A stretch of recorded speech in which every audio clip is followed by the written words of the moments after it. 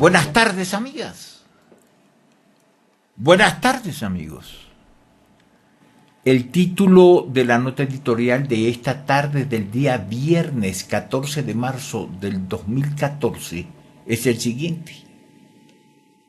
Rafael Correa y la reiteración de la práctica política electoral en el Ecuador.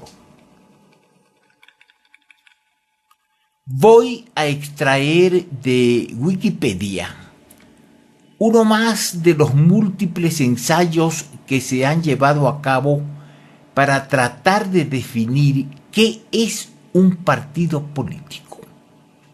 Veamos.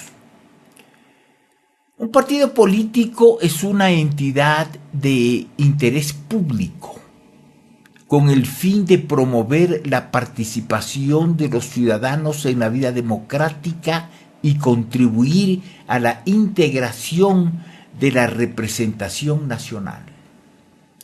Los individuos que la conforman comparten intereses, visiones de la realidad, principios, valores, proyectos y objetivos comunes para de una forma u otra alcanzar el control del gobierno o parte de él, para llevar a la práctica esos objetivos.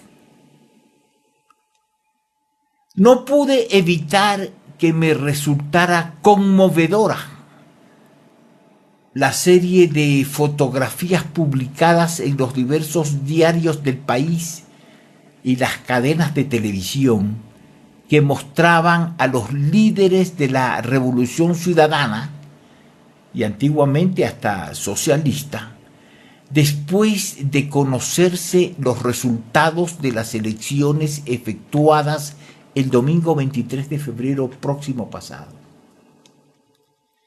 Los rostros famélicos y desencajados que quién sabe cuántos ríos de lágrimas habían derramado antes de ser sorprendidos por la cámara fotográfica, no hacían otra cosa que ratificar la tragedia más desgarradora que sacude al Ecuador desde su nacimiento.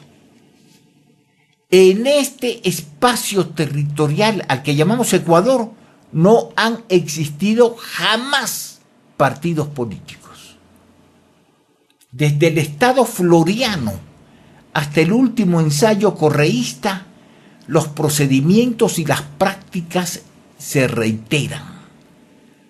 Un grupo de amigos, parientes y personas vinculadas a través del sueño de hacer fortuna buscan, o más bien se arriman a una persona que por una u otra razón ha alcanzado una imagen de liderazgo transferido a las masas a través de determinadas artimañas. Reúnen los fondos requeridos para aceitar la maquinaria que de manera indispensable tendrá que entrar en funcionamiento. Curas de parroquia, caciques de barrio, enérgicos y bien adiestrados gobernadores y tenientes políticos, uno que otro abogaducho de fácil verbo y escritura pomposa. Y el tren está en marcha. Con los años, las tecnologías fueron cambiando, pero lo de fondo siguió intacto. Los pueblos no saben ni entienden por quién ni para qué votaron por esa persona. Tampoco saben si su voluntad fue respetada y en el supuesto caso de que obtengan pruebas de que no fue así, no les servirá de nada. El funcionario que debe acoger y verificar su reclamo lo rechaza con altivez y no tiene a quién recurrir. Hagamos un poco de historia. Cuando los militares abandonaron el poder la última vez, en 1979, y me nace preguntarme a mí mismo, ¿será la última? Los politiqueros que padecían de hambre y sed por haber estado casi 10 años fuera del reparto de la torta, llegaron a imponer su sello característico. Asad Bucaram, herido en su amor propio tras un inteligente trabajo de los lambones y mediocres que conformaban su corte, se alió con toda la oligarquía serrana y costeña que le había impedido el paso. Ellos lo hicieron presidente del Congreso y de esta manera entregó a sus enemigos del ayer el control de la administración de justicia.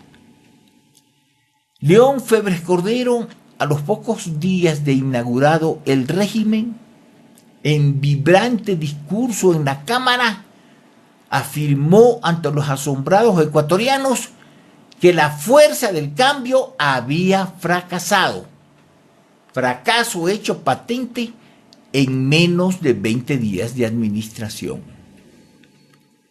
Dentro del gobierno roldosista, la voracidad demopopular empuñaba al arranque la entrega de los cargos públicos más significativos e importantes para su proyecto futuro, para lo cual ya había establecido sólidos lazos de intimidad y comprensión con nuestros enemigos de la primera vuelta electoral: Rodrigo Paz, Durán Ballén, Dun Barreiro, Aspiazu Seminario y otros.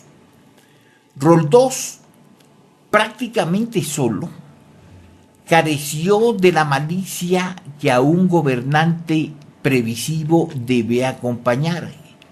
Y cuando se dio cuenta del encerrón al que estaba sometido, ya era tarde.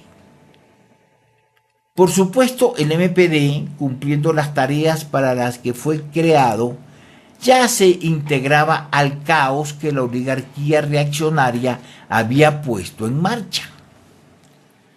La jornada laboral se redujo a 40 horas, el salario mínimo se duplicó de un día para el otro, y para destruir el seguro social se dictó la ley más demagógica del planeta: jubilación de la mujer a los 25 años de trabajo, sin límite de edad y con el 100% del último salario aportado. Todo esto más o menos se traducía en la siguiente frase: ¿quieren revolución? Pues tomen, ahí va la revolución. Estaba clara la maniobra de la oligarquía.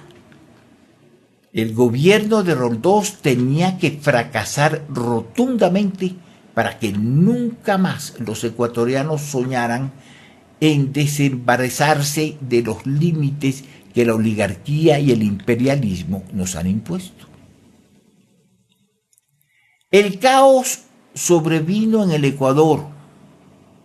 Hurtado, León Febres Cordero, Sixto Durán Ballén, Abdalá, Maguat, Noboa, Alarcón, Gutiérrez, Palacio, no fueron más que fantoches que daban la cara mientras nuestro país era saqueado por una gavilla de bandidos de adentro y de afuera.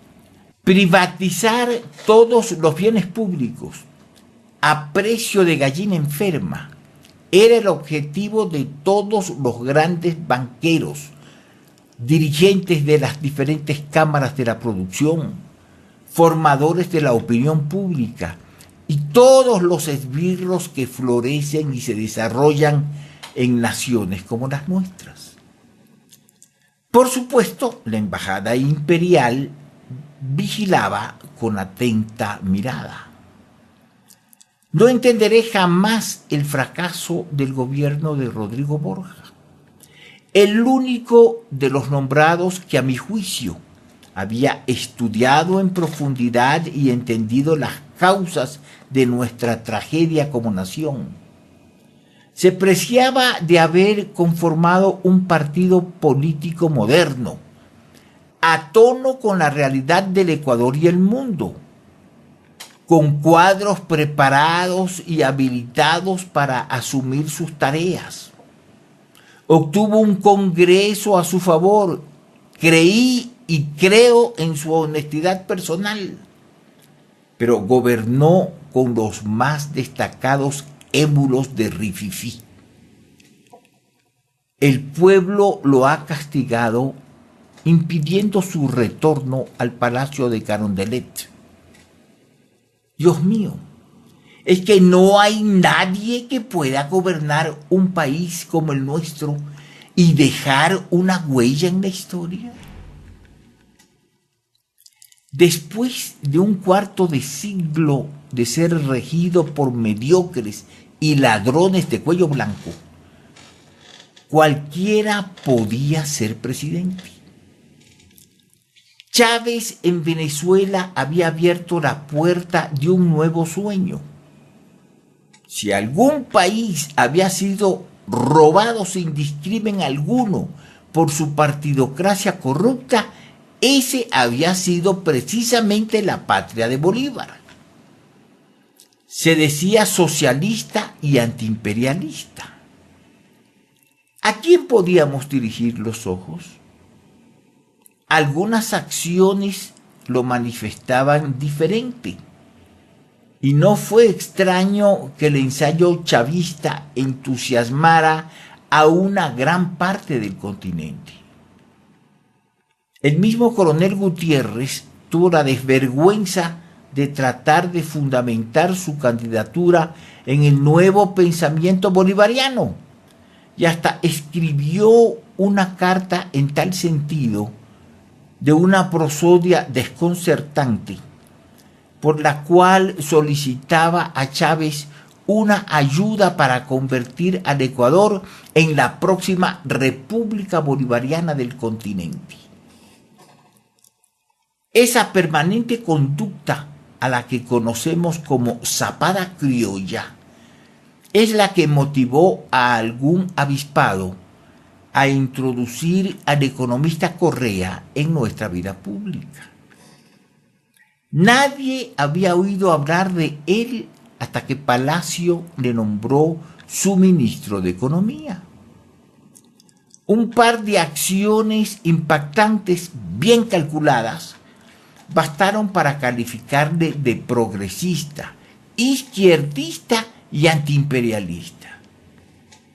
El adjetivo de socialista fue incorporado un poco más tarde, cuando ya Chávez le trataba de este magnífico muchacho, así le decía, pese a la notoria desconfianza que inspiraba en el curtido Fidel.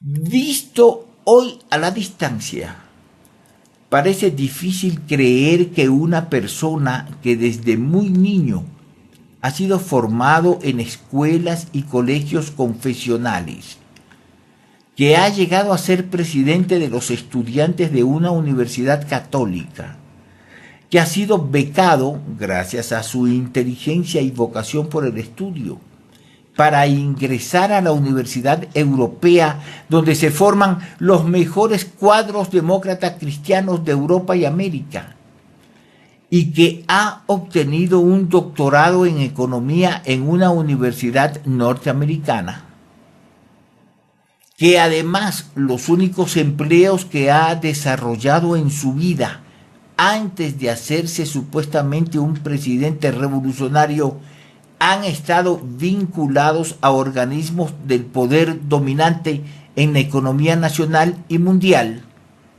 Parece ser, digo, extraño que alguien así pueda estar comprometido con un proceso radical de estructuras.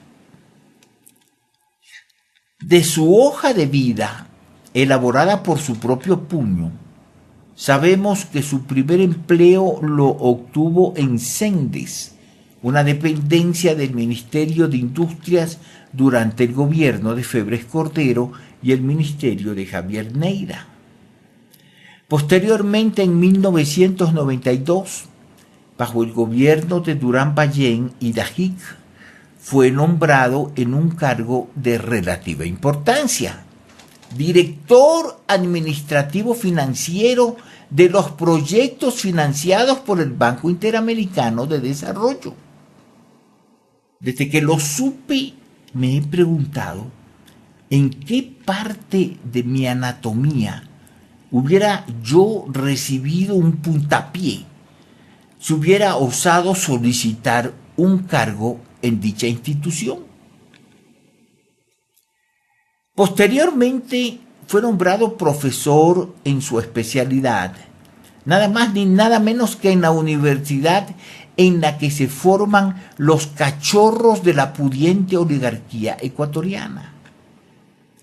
¿Cómo fue posible que con todo este pasado, de la noche a la mañana, haga confesión de fe socialista y antiimperialista para aspirar al cargo más elevado de la nación?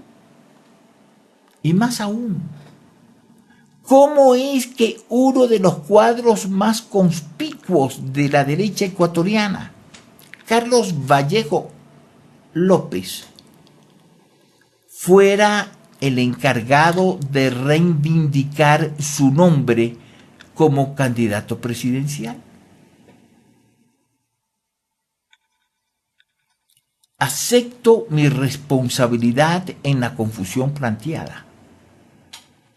Como es una norma de mi vida política, no busqué acercarme al candidato para que se fijara en mí, pero sí puse mi estación de radio y la fuerza de mi análisis ante el público que diariamente me escucha para impulsar su nombre, como parecía de toda lógica ante la posibilidad de elegir a Álvaro Noboa.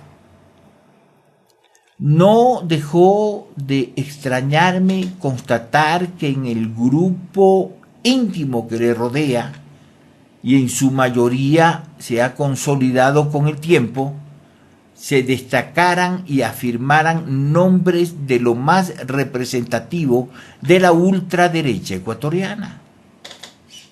Me estremecí cuando Diego Delgado me exhibió un listado de los aportantes económicos a su campaña.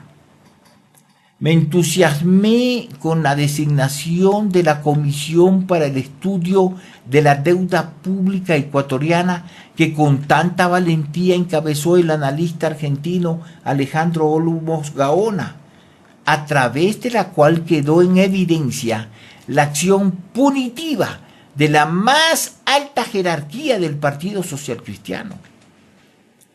Todo quedó en nada. El contralor Póluca, con toda la información que se recaudó, y parece ser que su premio será el de constituirse en contralor perpetuo del Estado ecuatoriano. Otras comisiones de supuesto impacto y cuya conformación los ecuatorianos recibíamos con esperanza, tuvieron igual destino.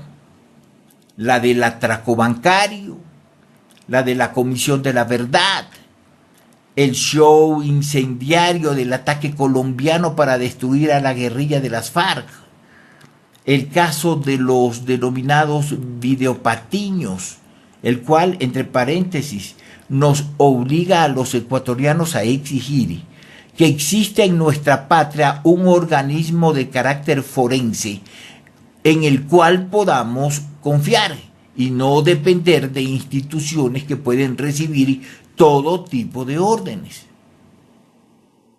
Últimamente se ha puesto de moda la creación de la matriz productiva, y que no es otra cosa que la consagración definitiva del Ecuador a ocupar el papel de sembrador de caña de azúcar y otros productos agrícolas que sirvan para la potencialización de los grandes monopolios del mundo. La derrota del gobierno de Rafael Correa en el último proceso electoral se dio en toda la línea y no tiene sino una sola explicación.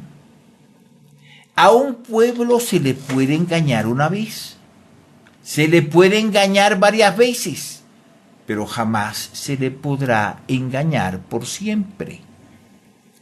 El gran show de la Revolución Ciudadana llegó a su fin y por más esfuerzos que haga el círculo íntimo de brillantes magos de hacedores de imagen que rodean al líder, la suerte está echada.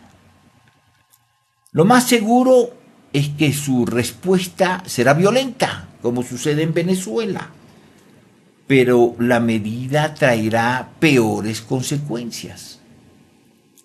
He leído que cuando un explorador cae en un pozo de arenas movedizas y angustiado se esfuerza mayormente por salir de él, mayor será la velocidad con la que el pozo le devorará. Un análisis especial merece el resultado electoral suscitado en Quito.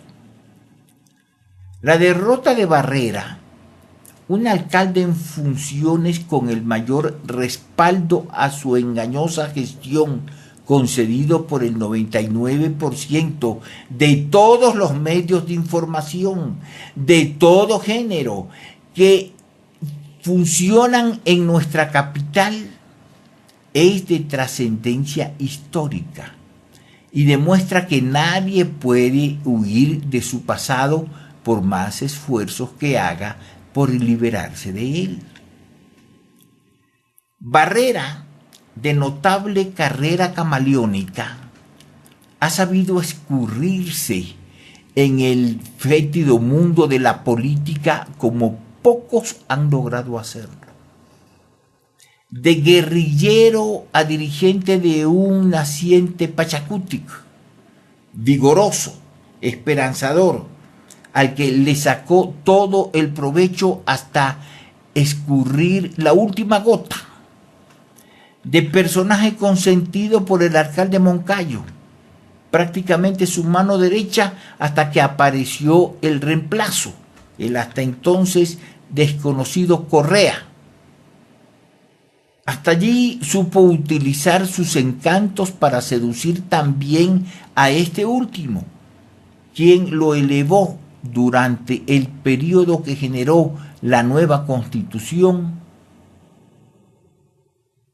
Conocedor como era de todos los intríngulis que acompañaban a esa vergüenza que se llama la construcción del nuevo aeropuerto de Quito en Tababela, le hizo cambiar de opinión sobre el tema al presidente Correa, quien ya había expresado en reiterados discursos dentro y fuera del país que la construcción de Tababela constituía una de las vergüenzas más escandalosas suscitadas en la larga y triste noche neoliberal que había precedido al arribo de la Revolución Ciudadana. Esta declaración consta en muchas de sus fogosas declaraciones a los medios públicos y también en la primera versión de su libro El Ecuador de Banana Republic a la no república. Se cargó con la alcaldía de Quito, estoy hablando por supuesto de Barrera, dejándole con el vestido de novia hecho a su antiguo íntimo y confidente, general Moncayo. Se le fue el tiempo inicial de su mandato en perfeccionar el asalto de Tababela para que finalizara como a él le parecía conveniente. Y empleó otro tiempo igual de precioso en armar otro proyecto que con el tiempo nos relevará su condición de nuevo asalto, el Metro de Quito. Los esfuerzos finales fueron varios y por más que el gobierno nacional le inyectó todo el dinero necesario para algunas obras de relumbrón, ya fue tarde. Un político desconocido y según parece fácil de ser entrampado, le propinó una paliza vergonzante. ¿Cómo sería que ni el inefable Tribunal Supremo Electoral pudo darle la mano? Así se dibuja el Ecuador de hoy, a pasos agigantados hacia la consolidación del gran proyecto de dominación que ha diseñado para nosotros el capitalismo mundial. Pero de esto hablaremos en otra oportunidad. Hasta siempre, Enrique Gallegos Arenz.